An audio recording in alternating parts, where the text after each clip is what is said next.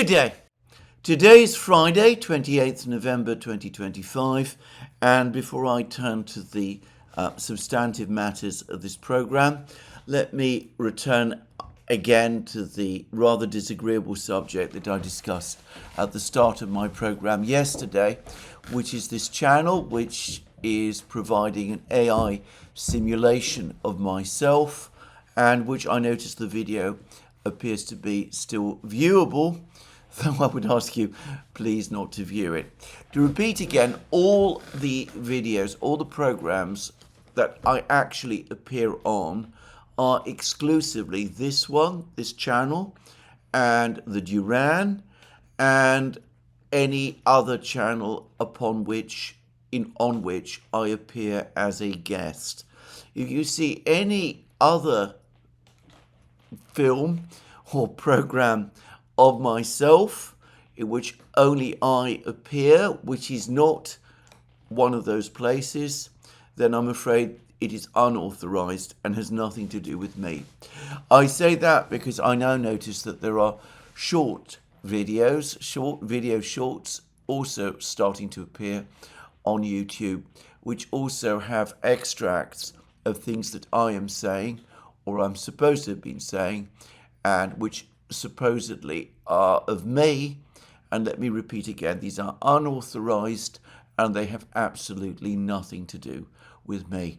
The matter has been referred to YouTube and I understand that they are dealing with it. Anyway, with that, let's move on. But let me first of all remind you to tick the like button if, once you've watched this video, you like what you've heard and decide that you want to indicate that fact.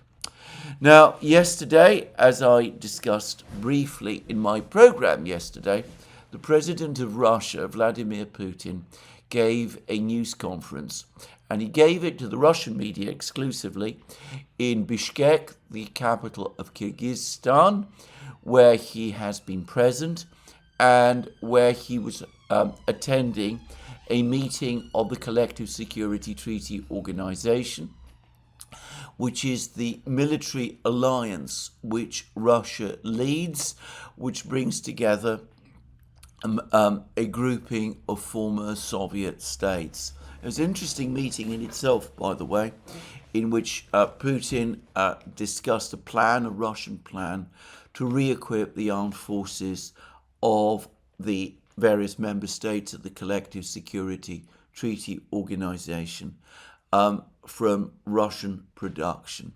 Anyway, I'm not going to discuss the substance of that meeting, but I certainly am going to discuss the press conference because it was extremely interesting.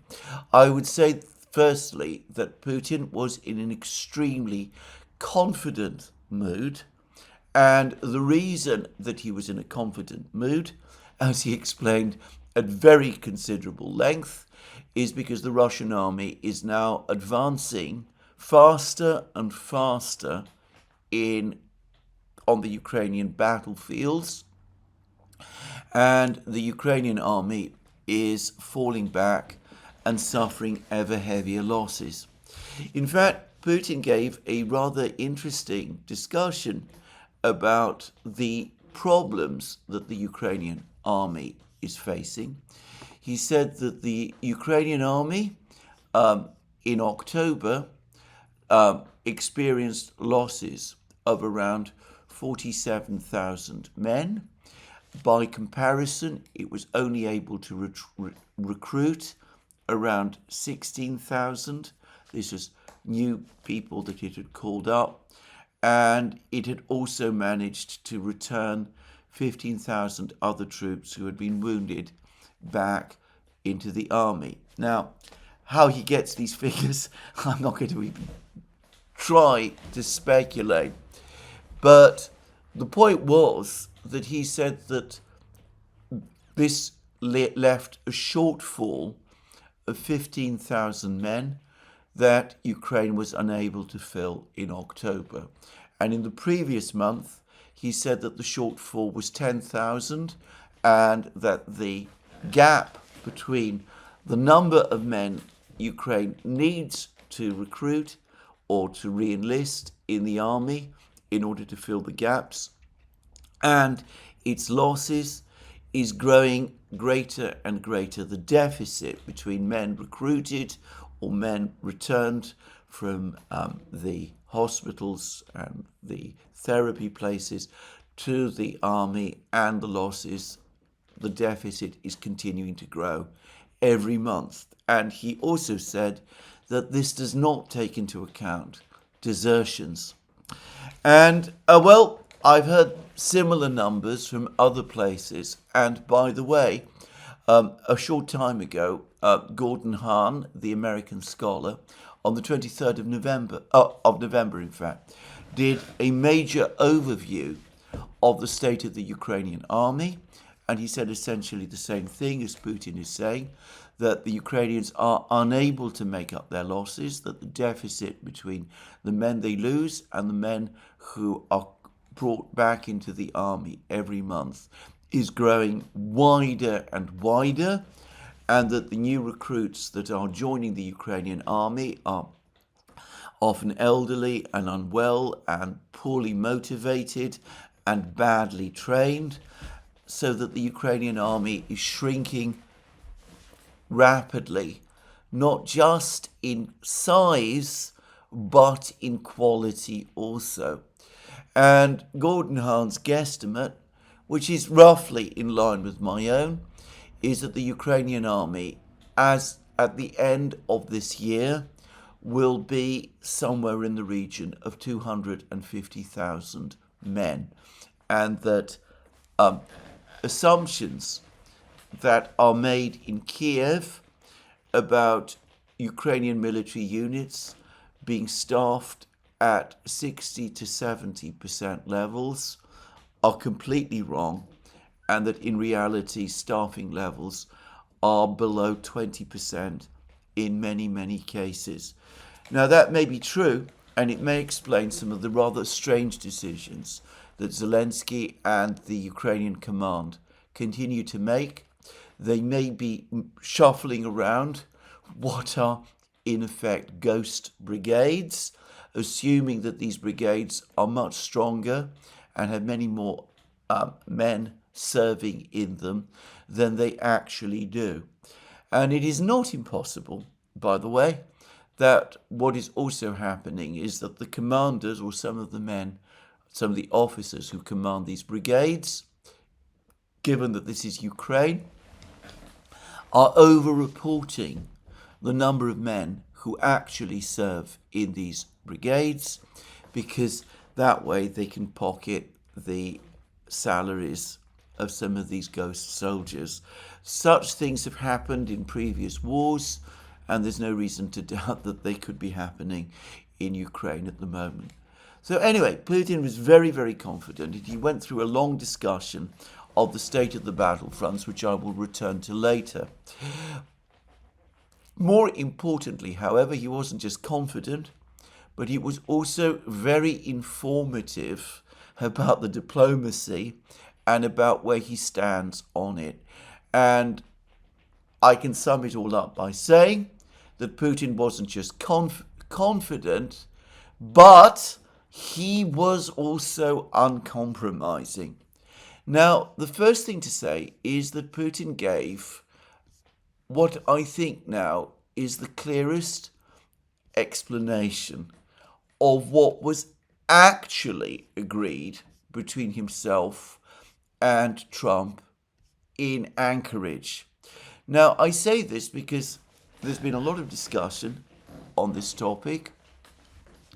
Lavrov has given various interviews and press conferences in which he said that an understanding or an understanding was reached between Putin and Trump on some kind of proposal that Trump made to Putin and which had been previously communicated to Putin in Moscow by Withdrawal, and that the Russians had become increasingly exasperated that after they told Trump and Withdrawal in Alaska that they were prepared to work with the proposal the Americans had made. The Americans for many months failed to respond. And, well, I've said often that I have no actual information on what it was exactly that Putin and Trump agreed in Alaska. But there's been much media commentary in the West that the Russians had accepted, or in fact, the media commentary in the West said that the Russians had offered to cease fire in Zaporozhye and Kherson region in return for a complete pullback by the Ukrainian army from Donbass. I've repeatedly pointed out that this was, if this proposal was ever made, that it was an American proposal. About that, by the way, there is now no longer any doubt. But I've said in recent programs that my best guess about the understanding that had been reached in Alaska was that Putin had indicated that he agreed with this proposal. He was prepared to accept a ceasefire in Zaporozhye and Kherson regions, provided the Ukrainians withdrew from Donbass. Well, I now think that is wrong. And I think that is wrong on the basis of this answer which Putin gave at this press conference that took place in Bishkek, in Kyrgyzstan, which was an answer he gave to a question put to him by Pavel Zarubin, the most important journalist in Russia, the one closest to Putin. Zarubin put to Putin a question about the progress of the peace negotiations, the Trump proposals, and this is what Putin said. Regarding the draft agreement, there was no draft agreement per se. Notice the use of the past tense. Rather, there was a set of issues proposed for discussion and finalization. In general, I have spoken about this on numerous occasions. Prior to my visit to the United States, before the trip to Alaska, we discussed this with American negotiators. He means Withdrawal. And subsequently, a list of 28 potential points for an agreement was formulated. As I have already stated publicly, it was conveyed to us through certain channels and we examined it. And then he goes through a lot of the complicated events that took place after Alaska. He says, by the way, also, over the course of this press conference, how startled and taken aback he was by the American decision to impose sanctions on Rosneft and Lukoil, that this made absolutely no sense at all, given the understanding that had been reached in Alaska. But anyway, the point was that the 28-point plan has now been renegotiated by the Americans, or at least the 28 points of discussion had been discussed with the Americans and reduced to 19 points of discussion. And by the way, Putin's spokesman Peskov has now confirmed that the Russians have now received the 19-point list of points for discussion. The point I want to make here is that from all of these words of Putin's, I think we can now say with confidence that the Russians did not agree, Putin did not agree to a ceasefire in Zaporozhye and Kherson regions. I said at the time that I found it difficult to understand why the Russians would agree to a ceasefire in Zaporozhye and Kherson regions when they had managed to persuade Trump at the Alaska summit that there would be no ceasefire at all. It seemed to me that there was a contradiction between the two. Well, Putin's words at the press conference have, I think, now resolved the question. What happened in Alaska was not that the Russians agreed to a ceasefire in Zaporozhye and Kherson regions in return for a Ukrainian withdrawal from Donbass, but that the Americans set out a series of ideas for future discussion.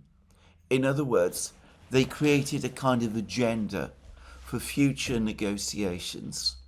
And Putin said that he was prepared to work on the basis of that agenda. That agenda included an American proposal that the Ukrainians withdraw from Donbass in return, and that there should be a ceasefire in Zaporozhye and Kherson region.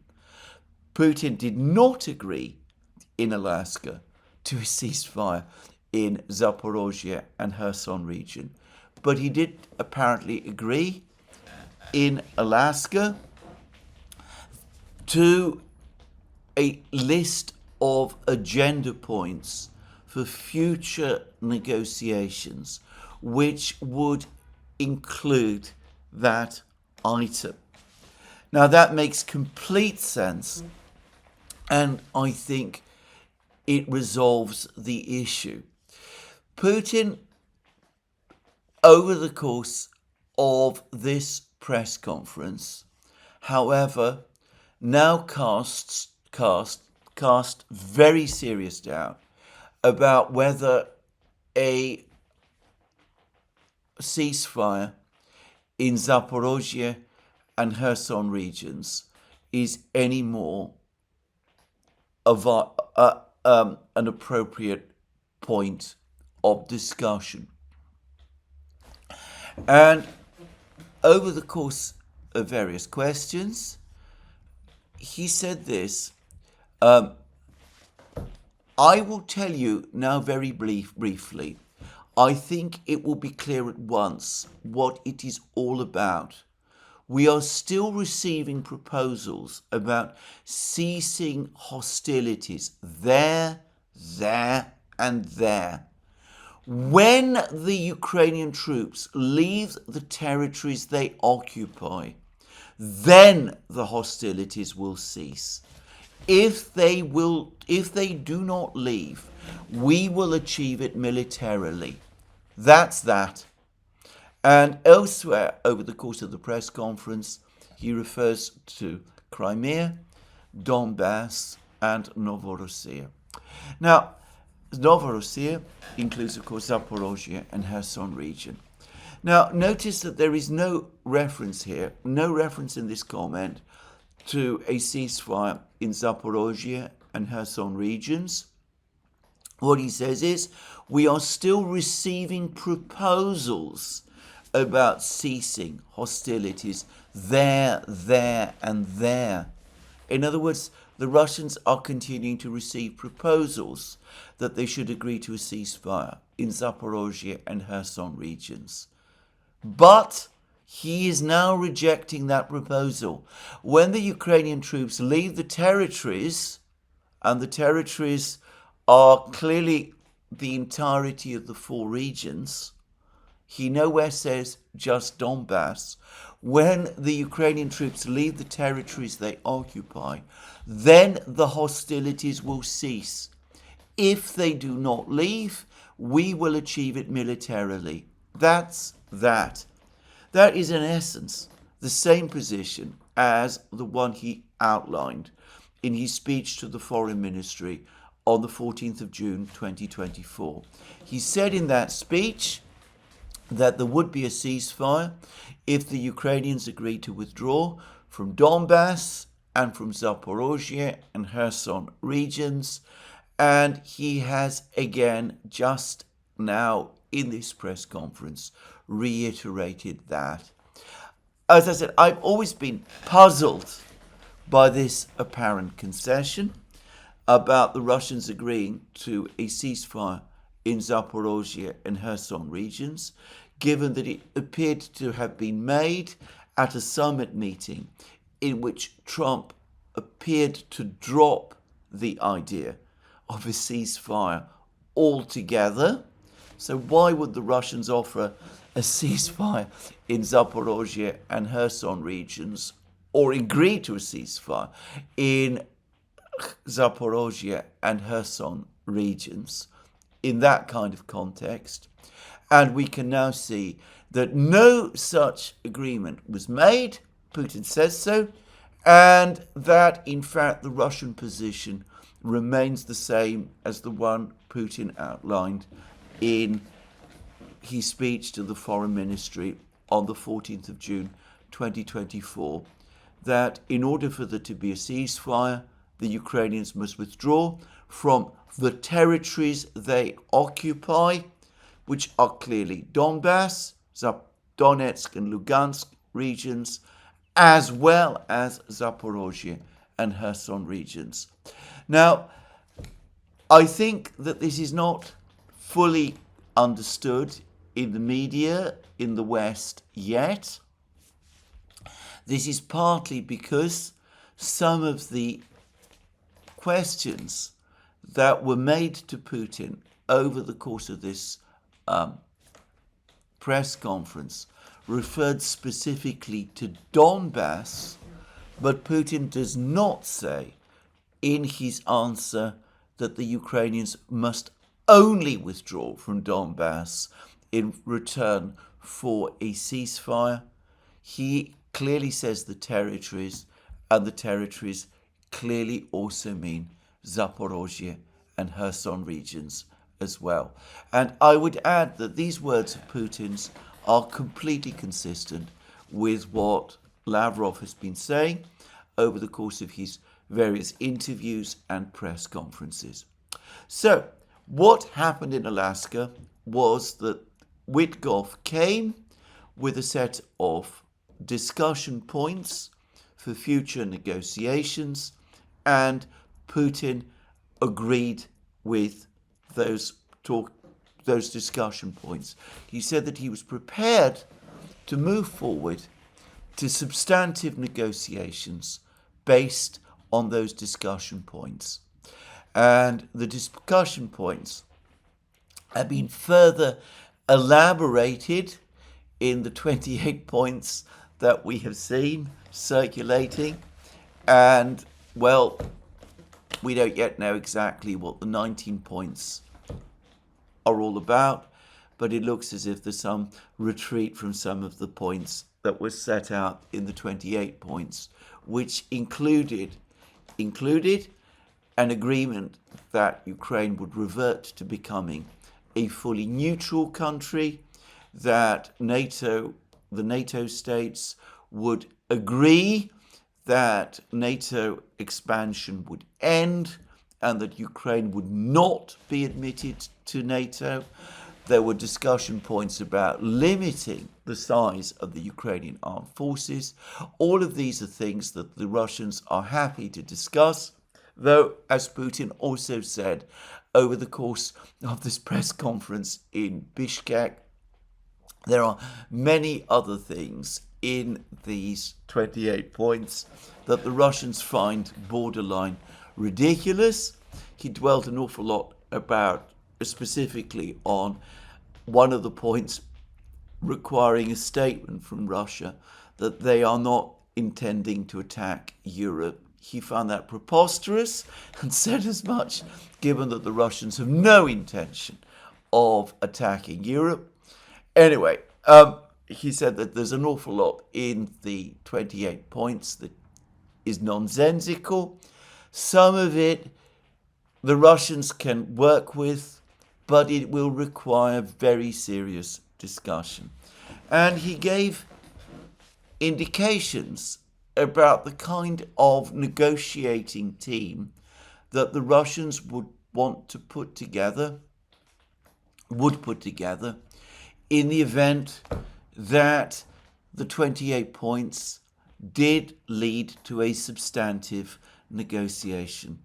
And he's talking here, by the way, about a substantive negotiation directly between Russia and the United States. And he says this: obviously, the negotiator from the Russian side is the Ministry of Foreign Affairs. A number of people, Larry Johnson in particular at Sonar 21, has been commenting that all of the interactions that have been taking place between the Americans and the Russians so far, between Witkoff and Kushner on the one hand, and the Russians on the other, all of the contacts on the Russian side have been unofficial individuals, people like Kirill Dmitriev, who is not technically an official of the Russian government, and of course Yuri Ushakov, who is Putin's main foreign policy aide, and who is, by the way, a seasoned diplomat. He used to be Russia's ambassador to Washington, but who is not currently on the staff of the Russian Foreign Ministry. And Larry Johnson has said that it would have to be the Foreign Ministry that would be the lead agency that would conduct the negotiations. And he's absolutely right. And here we see Putin confirm this. The negotiator from the Russian side is the Ministry of Foreign Affairs. When we really sit down at the negotiating table and start discussing each of the proposed items in substance and in detail, the Foreign Ministry, on our part, from the Presidential Executive Office, Vladimir Medinsky, aide to the President, who has been engaged in this topic from the outset, and I also include my other aide, Yuri Ushakov, to deal with current issues, to organize all this work. He's in touch with his American counterparts. But he cannot deal with all of this alone. The Foreign Ministry must step in, and to some extent the Presidential Executive Office. This is a big, very extensive set of issues that need to be discussed, formalized, and properly spelled out. This is the way it should be done. It's not that I think so, but it is never done any other way. Now, I have been arguing for basically since January, when President Trump first began negotiations, or tried to begin negotiations with the Russians, that in order to begin negotiations with the Russians, to conduct negotiations with the Russians, you need to conduct them in a very formal, structured way. You need to establish a proper, strong, well-organized negotiating team with experienced negotiators, backed by experts, including experts from the military, and the Russians will have a negotiating team of a similar sort, and the two negotiating teams will meet in plenary sessions, usually in some city or other. They will meet on regular basis. They will go through the various points, item by item. Very often there will be disagreements and disputes on particular items, but over the course of these meetings, the points of difference, the points of dispute on the various items will be identified. The points of agreement will also be identified as well.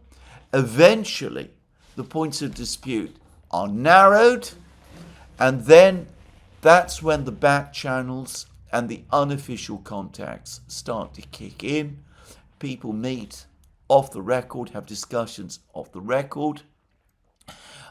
Ideas are then explored over the course of these off-the-record discussions, and then they can be taken forward, more often as a result of meetings between the leaders. And this is the format that Putin is proposing here.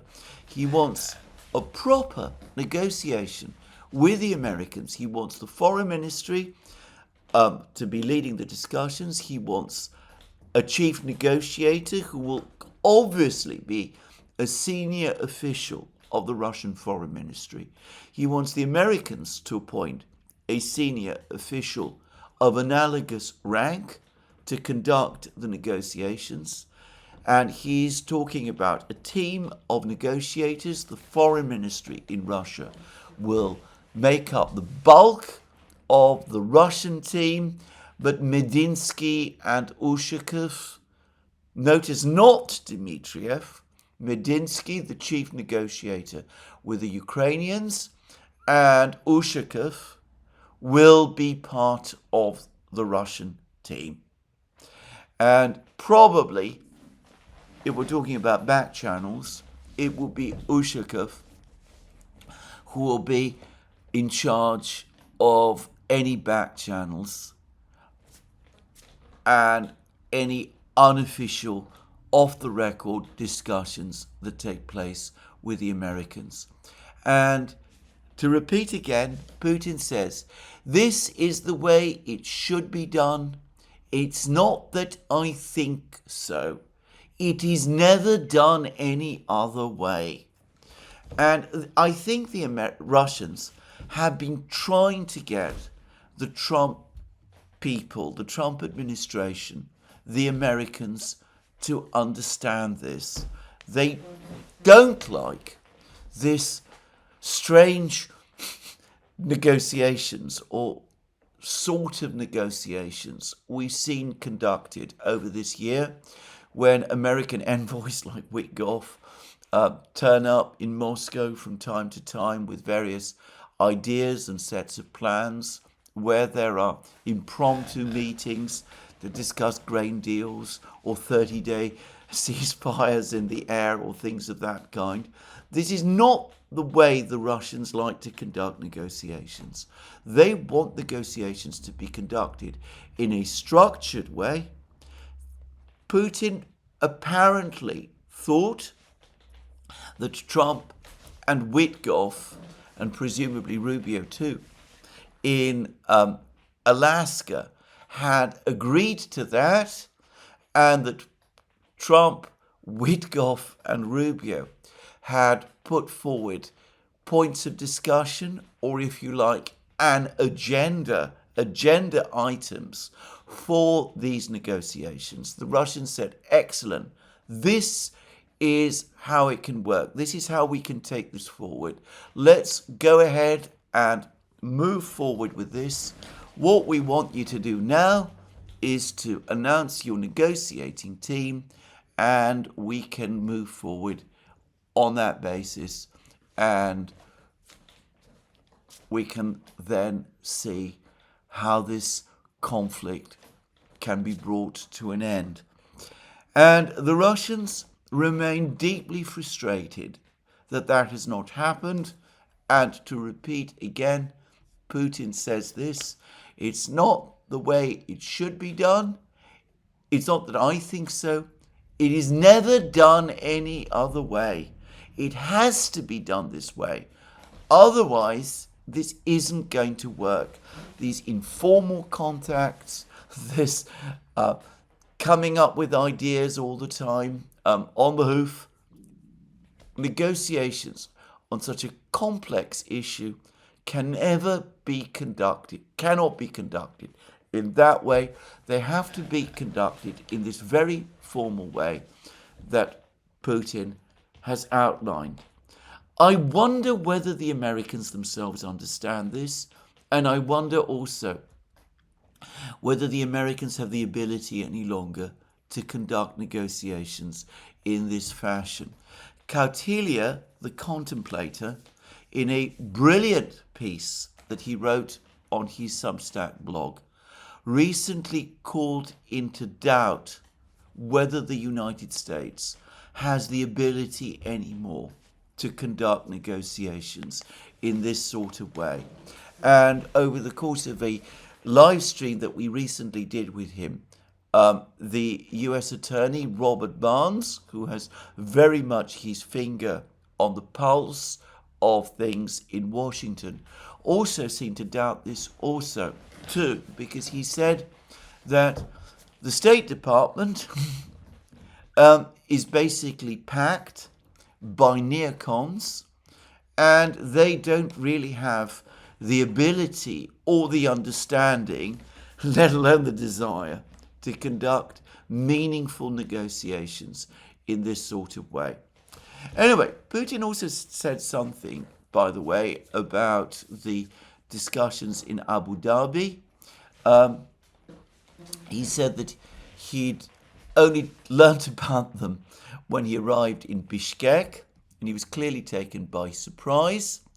And he said this: "I heard some noise on this score about the Abu Dhabi talks." He said there's nothing unusual or especially secret about the fact that Russian and Ukrainian special services meet. Our secret services, Russian and Ukrainian, have always been in contact with each other, even in the hardest times, and they're in contact now. What are they dealing with? Resolving a number of humanitarian issues, primarily related to the exchange of prisoners of war.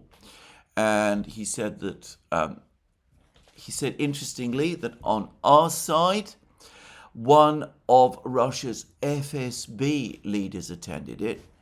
I suggested in previous programs that the main interlocutor with the Ukrainians in the talks in Abu Dhabi would be Russia's military intelligence agency, the organization known in the West as the GRU. That is not its Russian name, by the way. And I said that given that Kirill Budanov, the head of Ukrainian military intelligence, was apparently the lead Ukrainian negotiator, I thought that the lead Russian negotiator might be Igor Kostyakov, who is the head of Russia's military intelligence, in other words, of the GRU. It turns out otherwise. The head of the Russian delegation, the Russian group that went to Abu Dhabi to talk to the Ukrainians, to Budanov, was a senior official of the FSB, which is Russia's counterintelligence and anti-terrorist organization. And that, by the way, is a very, very interesting fact in itself, because I don't myself think that a senior official of the FSB would simply be going to Abu Dhabi to discuss with Budanov and the Ukrainians topics like prisoner exchanges. I've already discussed in many programs how it's clear now that there is a dirty war underway between the Ukrainians and the Russians, that there have been various assassination attempts by the Ukrainians, not just assassination attempts, but assassinations by the Ukrainians on Russian territory, how the Russians are now starting to take countermeasures. I've speculated that the recent murder of Andrei Parubi, the Ukrainian nationalist politician in Ukraine, might have had a Russian hand behind it. And I speculated about other actions that the Russians might have been taking. It seems to me far more likely that this meeting in Abu Dhabi was about the dirty war, because it would be the FSB, which, by the way, conducts intelligence operations on behalf of Russia in Ukraine itself, there are many historic reasons for this, which I'm not going to discuss in this program. They would be the agency, the lead agency, prosecuting Russia's side of the dirty war. And they would undoubtedly, if they were meeting with Budanov, who has played a major role in the dirty war on the Ukrainian side, probably that is what the Russians would want to be talking about. And the Russians probably would have wanted to make clear to Budanov that if this dirty war continues in the way that it has been doing, the Russians will take further steps. And, well, I'm not going to speculate further upon what is an uncomfortable subject. But anyway, this is what I think the true topic of the discussion in Abu Dhabi was actually about. But anyway, Putin then continued to say by saying this: a representative of the US administration also came to the meeting, and that was obviously Driscoll. And as I said, I think Driscoll was probably tipped off by Budanov about this meeting and decided to gate crash it. And Putin then continues, it was a bit unexpected for us, but we never give up on contacts. He spoke with the Russian representative and wondered if perhaps we should not wait until next week to continue contacts, but rather hold a meeting in Moscow this week. So the Americans, Driscoll, went to Abu Dhabi in order to get Putin to agree to receive an American delegation in Moscow this week.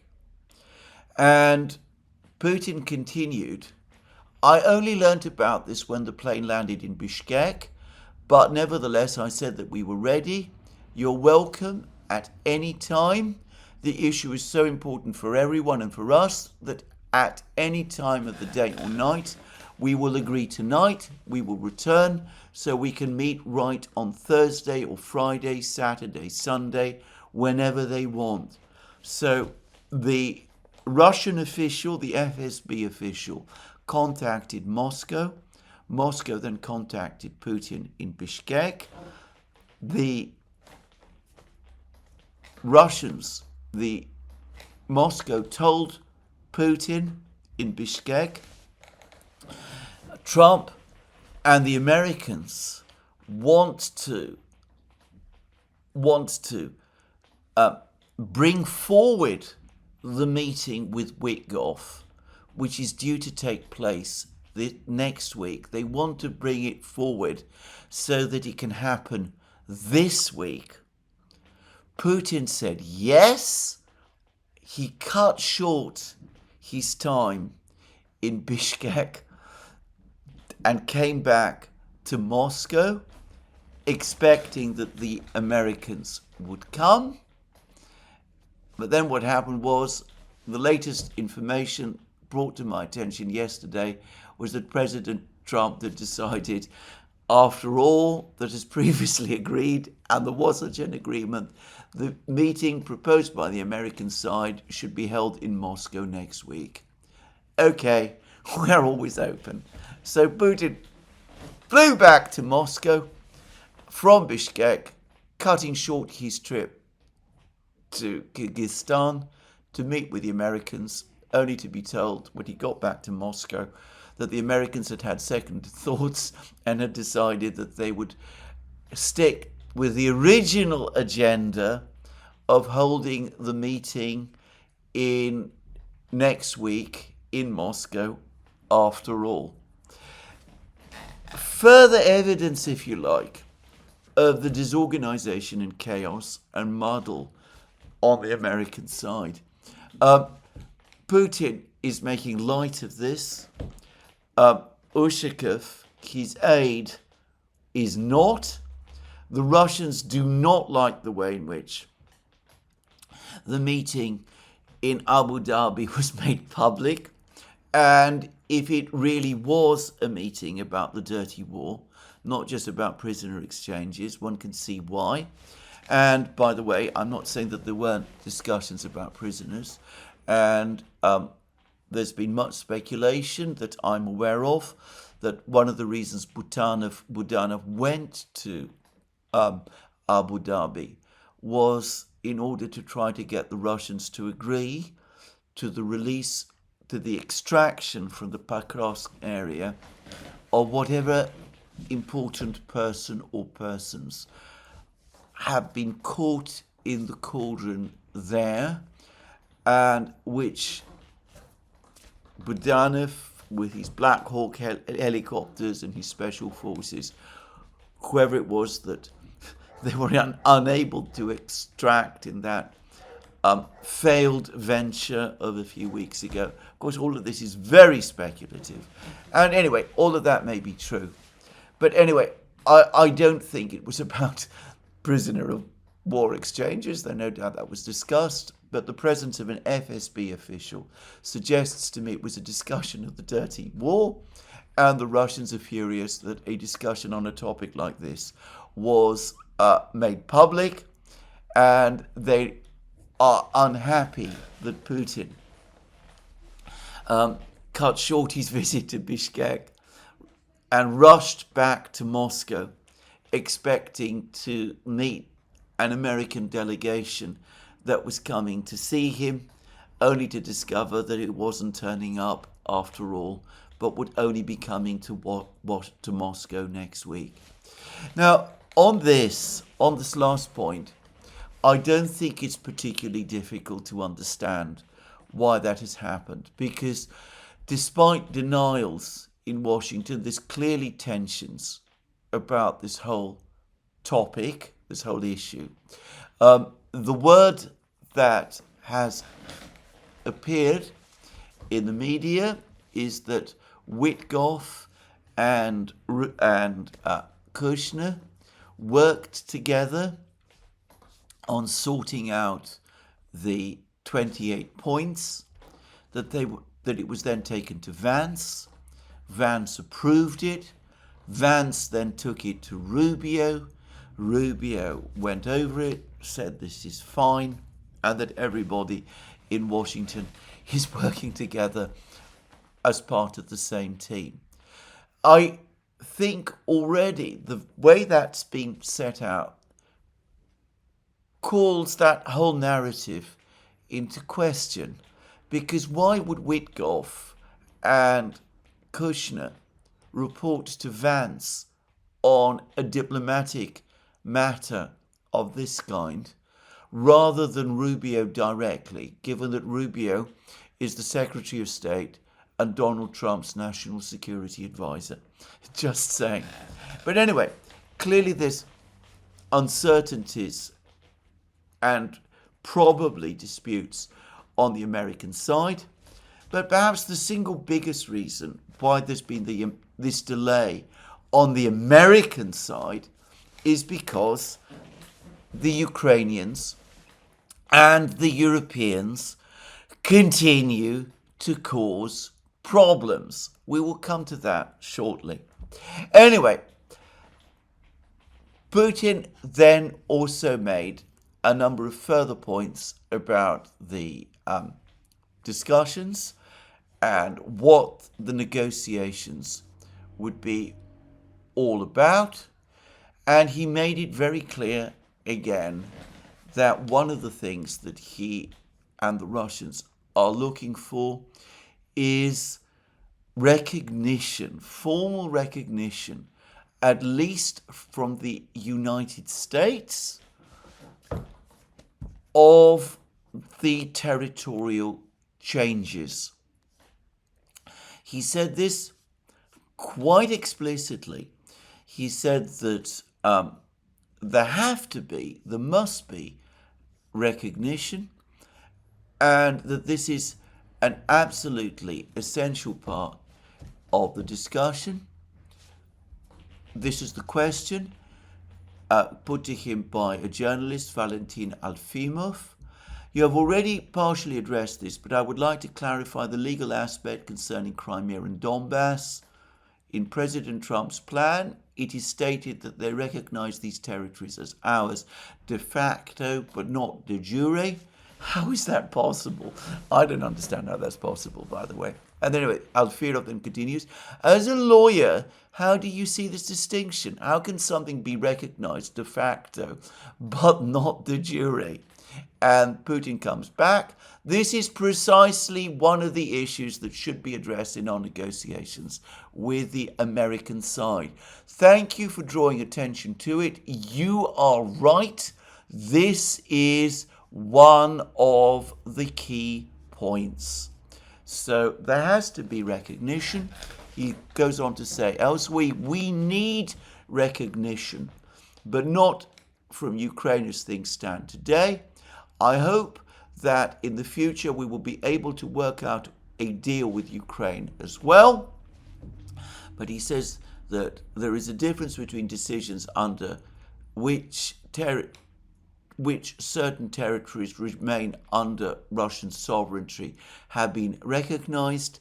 It's essential that this be cleared up, because if agreements get violated, it will constitute an attack on the Russian Federation with all ensuing responses from Russia.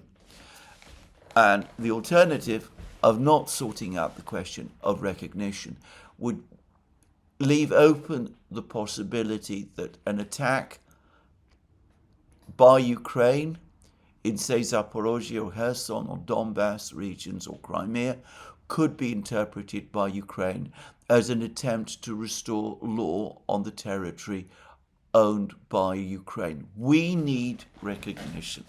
And the question of de facto and de jure, whether it's de facto or de jure recognition, these strange ideas that the Americans are coming up with, that needs to be sorted out and settled as well. So anyway, there we go. Now, Putin did say many other things. He talked about the whole question of the confiscated Russian assets. He made it absolutely clear that the Russians are completely unimpressed, to put it mildly. In fact, implacably hostile to all of the various ideas that are floating around Europe at the moment.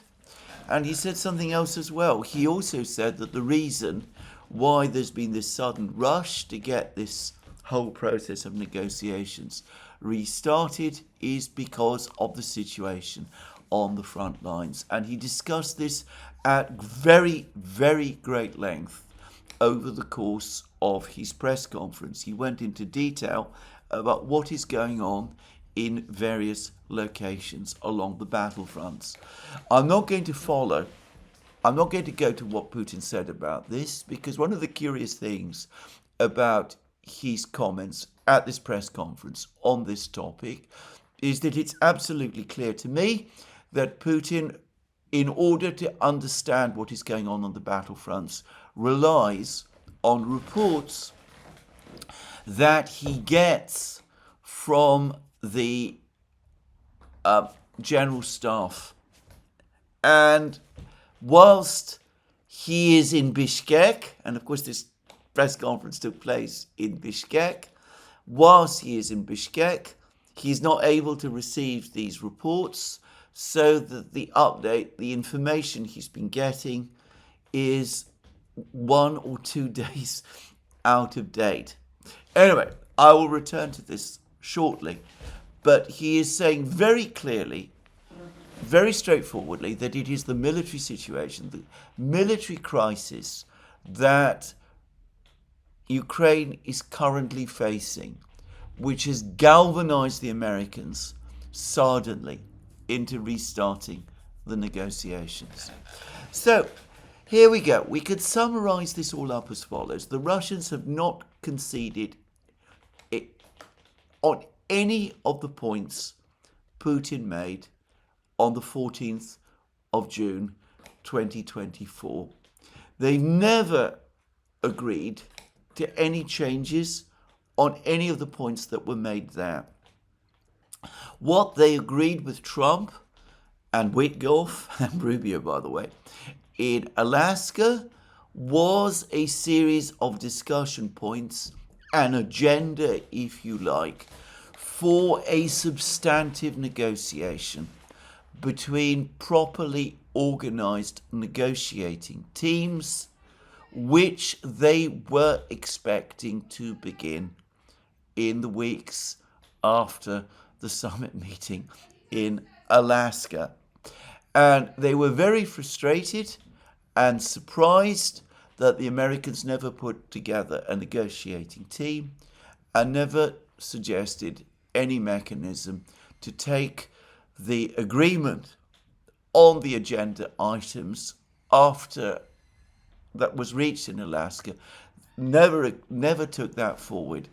They've now received a new set of agenda items, which has some changes from the Alaska list of agenda items, but is something that the Russians can work with, and that's the 28 points. Today, they've also received the 19 points. Witkoff is supposed to be coming to Moscow to talk about all of this with Putin. Driscoll gate crashed a secret meeting, and it clearly was a secret meeting, despite what Putin says, in Abu Dhabi, a secret meeting between top Ukrainian and Russian intelligence officers, which I believe was about the dirty war. Anyway, Driscoll gate crashed this meeting in order to try to get Putin to agree to meet an American delegation of Witkoff, Kushner, and presumably himself this week. Putin said yes.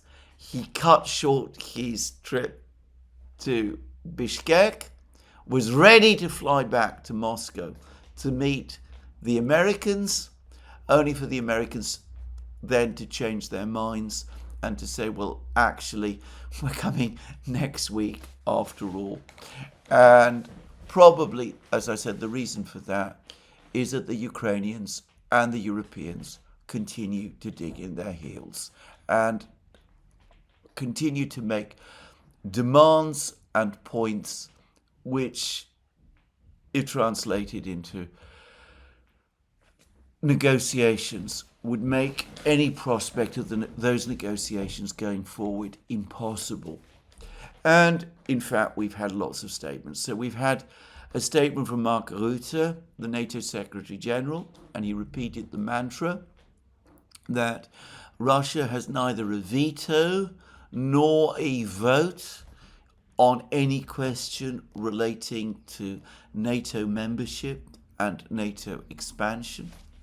So, in other words, Ukraine still can join and should join NATO, which of course goes completely against, cuts completely across Russia's red line. Zelensky has said that there is no question of Ukraine giving ground, surrendering any part of its territories.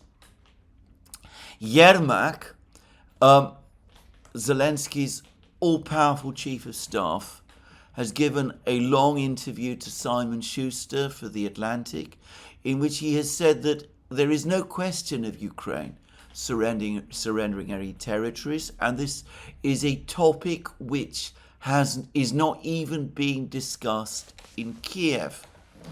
The Ukrainians, in other words, are digging in their heels. The Europeans are digging in their heels. Macron and Starmer still talk about sending troops, European troops, to Ukraine. They're still making impossible demands, and this is the reason why, for the moment at least, the Americans are having problems getting their team, their own delegations, to negotiate with the Russians organized. And of course, as I've discussed in recent programs, there's massive reaction within the United States against this entire process as well. There's been strategic leaks planted in the media. Putin discussed those and went out of his way, by the way, to defend Withdrawal and cast doubt on the authenticity of the leaks. But anyway, there's been strategic leaks which, again, appeared to be intended to imply that the 28 discussion points were drawn up by the Russians, which the administration has gone out of its way to deny. There have been the comments by members of Congress, Mitch McConnell and Senator Warner and Lindsey Graham and all of those people. There's been the criticism in the media. All of this is working together to make this entire process incredibly difficult and all but impossible. There is another reason, a further reason, why the Europeans and the Ukrainians must be incredibly alarmed by what is being proposed here. Let us go back to what Putin said over the course of this press conference. Firstly, note that he's talking about the Russians putting together a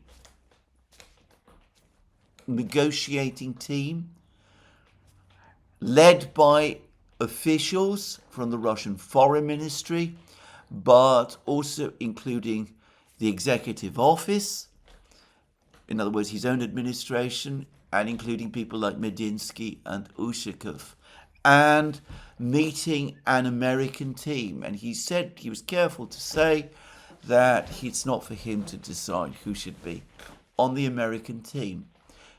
But what does that mean? It means a direct negotiation about the conflict in Ukraine between the United States and Russia. Up to now, the negotiations have been between Russia and Ukraine. What is being discussed here is a negotiation between Russia and the United States to resolve the conflict in Ukraine. A negotiation conducted over the heads of the Ukrainians and of the Europeans as well. No wonder the Europeans are furious. No wonder the Ukrainians are shocked and frightened and very alarmed. Of course, it is what has happened in previous wars in which the United States has been involved. It happened in the negotiations to achieve the armistice in the Korean War. It happened in the Paris negotiations when the United States negotiated directly with the North Vietnamese to end America's direct involvement in the war in Vietnam. And, of course, it also happened in the negotiations between the United States and the Taliban to end America's involvement in the conflict in Afghanistan. The Americans and the Russians are now talking again seriously about doing the same thing. And that takes away the veto that the Ukrainians and the Europeans up to now have had over the entire negotiation process. And it opens the way for a deal to be done between the Americans and the Russians over the heads of the Ukrainians and the Europeans.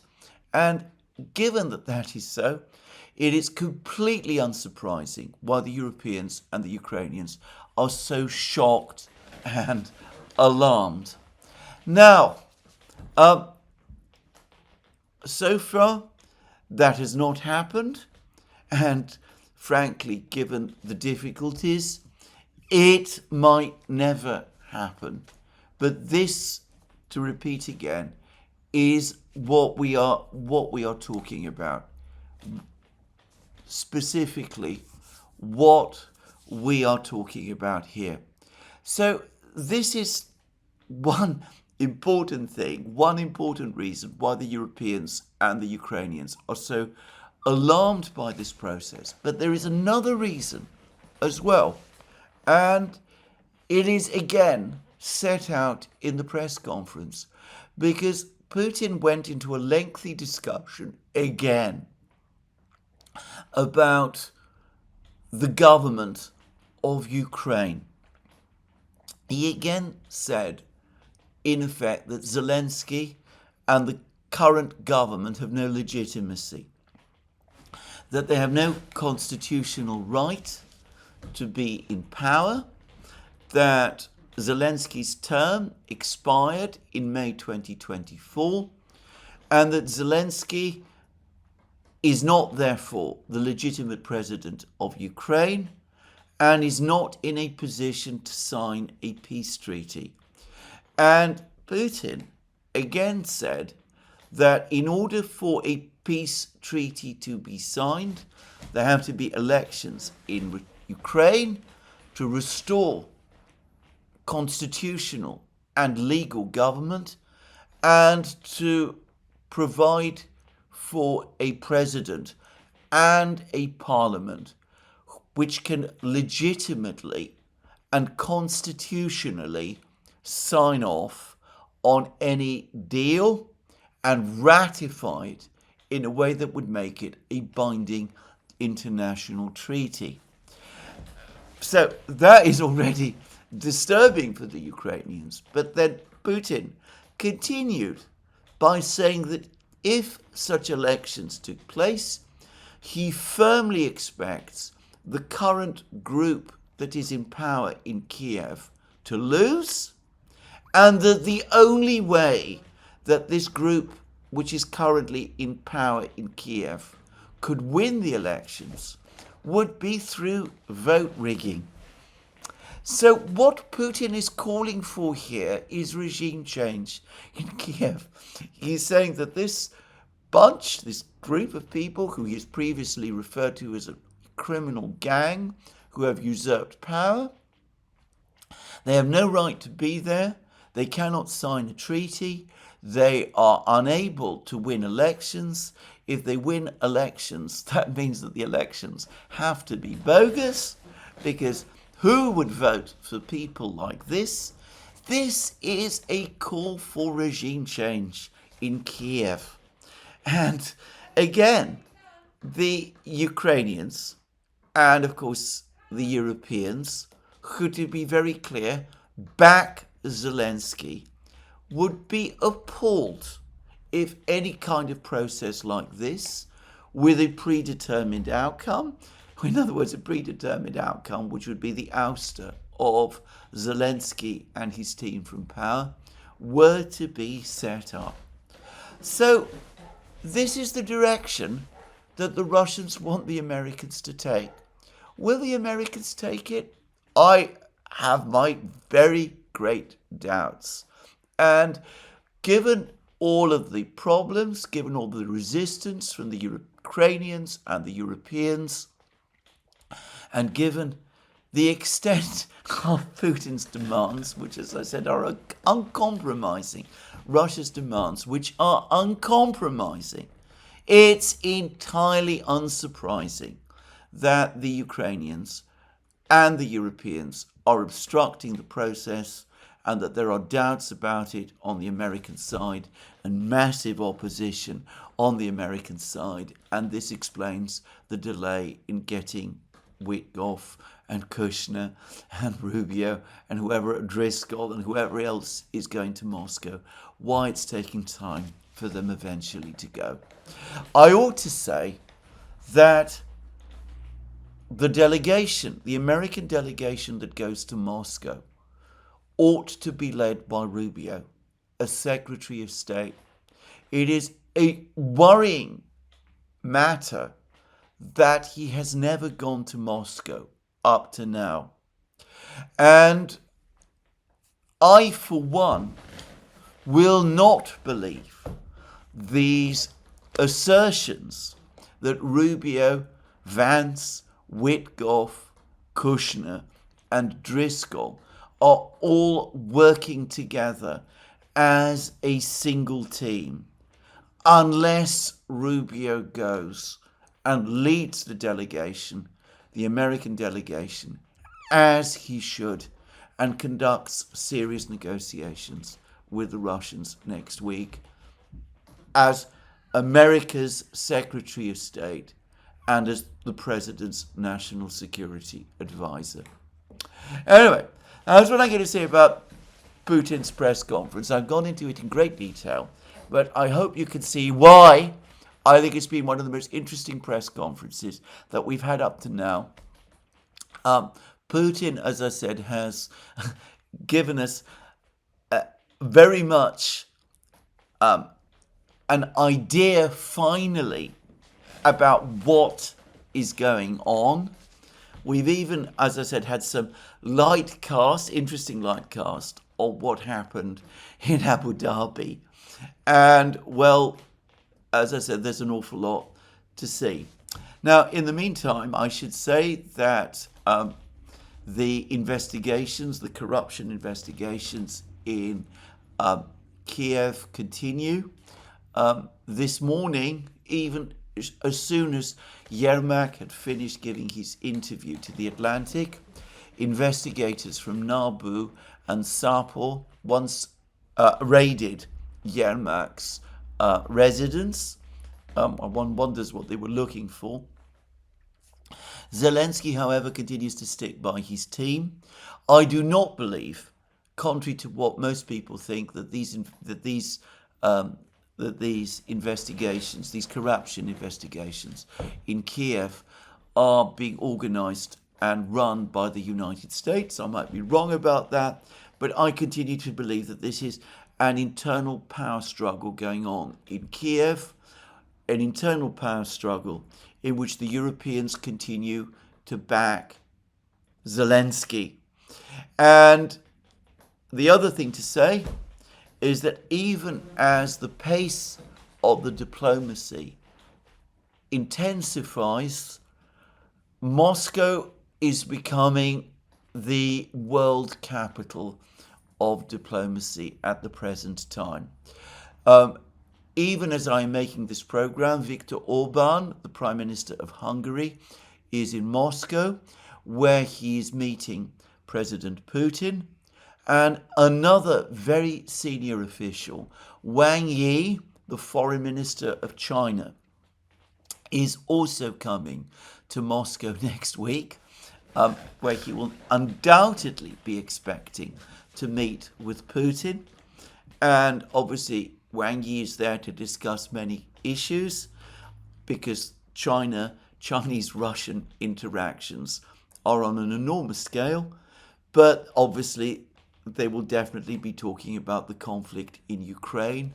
Though, as I've also discussed in my program yesterday, China is at the moment in a particularly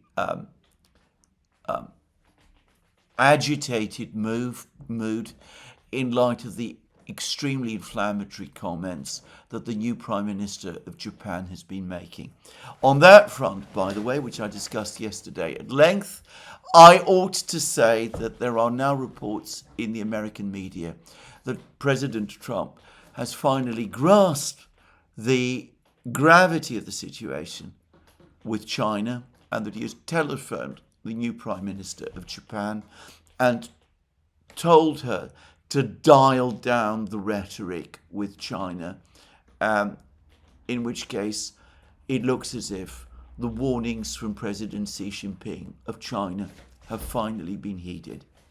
Anyway, that's the situation with the diplomacy at the moment. There's an awful lot going on, and much more is going to happen, no doubt, over the next couple of days. Now, to repeat again what I've said many times, and what no less a person than President Putin has now said. It is the military situation on the battlefronts which is all important and which is driving forward events. And I have only a short amount of time now to discuss these, but events are moving very fast, faster and faster on the battlefields. The Russians have just announced an extraordinary number of places that they have captured in Donbass over the last 24 hours, and also in Zaporozhye region as well. So in Donbass, the Russian Defense Ministry has said that the Russians have liberated Zvanovka. Zvanovka is located close to Siversk, Petrovskoye, Ivanopolye, and Vasyukovka. I'm not going to pretend I know where all of these places are, but that's four settlements in Donbass liberated over the course, or captured, if you prefer, over the course of the last 24 hours. And the Russians also say, the Russian Defense Ministry says, that they have also captured 4 places in Dnipropetrovsk and Zaporozhye regions: Tikhoye, Otradnoye, Zatishe, and Novoye Zaporozhye. Eight villages over the course of 24 hours. I'm not going to say that's unprecedented, but that is extremely rapid. I think you'd have to go back to 2022, the first weeks of the special military operation, to see a Russian advance taking place so fast. Anyway, more advances appear to be taking place in more and more places. The Russians say that they have secured more territory in Pakrovsk. They say that within Pakrovsk, 6,585 buildings have been mopped up of Ukrainian troops. I don't think that this implies that it's just those buildings. And I ought to say that we've had a significant amount of information about the situation in Pakrovsk over the last 24 hours. And cumulatively, it suggests that Russian positions in Pakrovsk are exactly where they appeared to be just a few days ago, that the Russians have indeed cut off the Ukrainian forces in Mirnograd, and they appear to have consolidated control in northern Pakrovsk, and that all of the various claims of successful Ukrainian counterattacks in Pakrovsk, they look like they were wrong or false, or at any rate exaggerated. So the Pakrovsk-Mirnograd situation looks as bad as ever, and it looks as if the Russians are tightening their grip in Mirnograd too. And what I consider to be the most reliable maps seem to show to me only a small circle of places, a small area of the Pakrovsk cauldron still under Ukrainian control, basically in northwestern Mirnograd. Putin, over the course of his press conference, said that the Ukrainian troops located to the east of Kupiansk, who are still in a cauldron, look increasingly now like homeless beggars, that the conditions in which they find themselves have reduced them to that level. He says that there's 3,500 of them. That's his estimate of the Ukrainian troops who are still trapped east of Kupiansk, basically in open fields. He spoke about the Russians being 2.5 kilometers from Gulyapolye, but an accumulation of reports say that the Russians are indeed now fighting inside Gulyapolye itself. Apparently, Ukrainian troops fled from the advancing Russian forces in positions they held to the east of Gulyapolye, and there are some reports that resistance in Gulyapolye is collapsing. And Putin said that the Russians now control around 1,700 buildings in Siversk out of the 8,000 buildings located in that town. My own guess is that the number of buildings that the Russians have now captured in Siversk has increased further. I will do a more detailed discussion of the military situation in my next program. But the point is that the Russian offensive is accelerating. The Ukrainians are unable to hold back the Russians in any position. And as I discussed at the start of this program, the Ukrainian army is rapidly wasting away.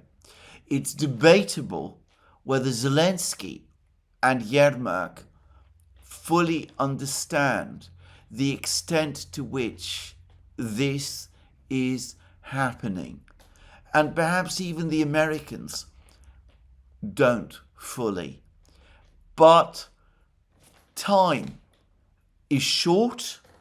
The months wasted since the meeting in Anchorage could turn out to be decisive in terms of the future of the war. The pace of the Russian advance having accelerated since Anchorage, and the Ukrainian position having reached now something not far from the brink of collapse.